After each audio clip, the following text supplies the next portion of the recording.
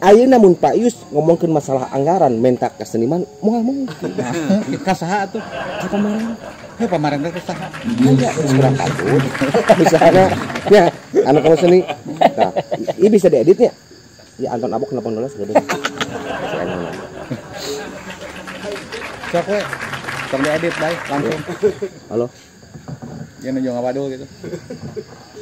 Dia di Lubung Seni Purwakarta. Si anjing ini caranya dek ayeuna tutup lamun teu deukeut urang mau bisa ngirim bok ku aing di loudspeaker da ya hareupeun seniman Purwakarta tutup ngirim ieu di loudspeaker itu urang ya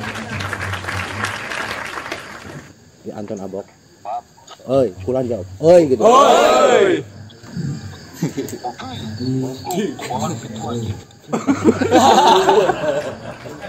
naon ker nya di 23 nya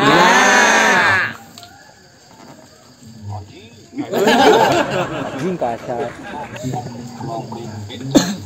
nya geus salah ieu keur nafsu ya keur tapping dia kan ke yang di naon